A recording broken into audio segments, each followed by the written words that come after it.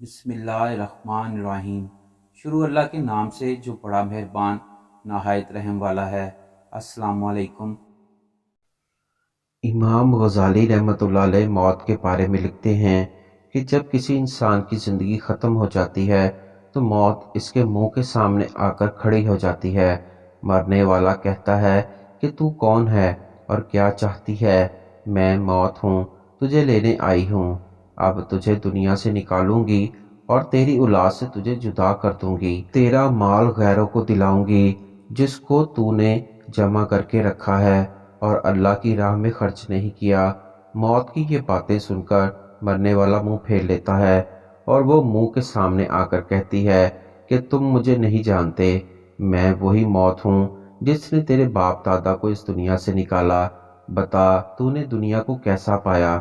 اس پر مرنے والا کہتا ہے دنیا بڑی دغا باز ہے، اور پھر دنیا ایک صورت بن کر آتی ہے اور مرنے والے سے کہتی ہے کہ اے بے شرم، تو نے میرے اندر رہ کر نافرمانی کی، حلال اور حرام میں فرق نہ کیا، اور تو یہ ہمیشہ سمجھتا تھا کہ میں دنیا میں رہوں گا۔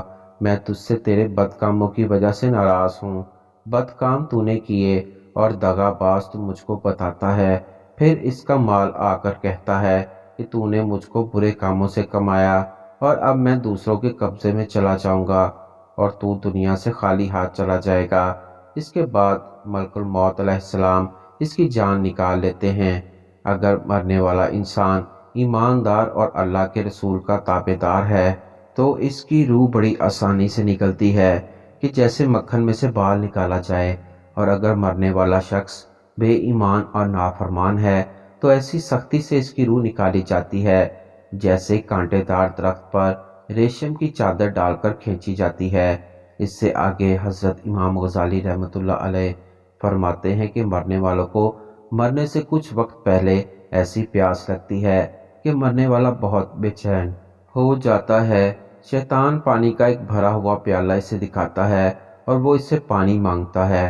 شیطان کہتا ہے کہ پہلے یہ کہہ دے کہ تو اللہ ہے، تیرے سوا کوئی اللہ نہیں ہے۔ بس جس آدمی نے اللہ کو نہیں پہچانا، اس کے حکموں کو نہیں مانا، وہ کہہ دیتا ہے، اور جس نے اللہ کو پہچانا اور اس کے حکموں کو مانا، وہ پہچان لیتا ہے کہ یہ شیطان ہے، اور وہ کچھ نہیں کہتا اور اپنے ایمان پر ثابت قدم رہتا ہے۔ اللہ تعالی ہمیں بھی مرتے وقت اسی طرح ثابت قدم رہنے کی توفیق عطا فرمائے، آمین۔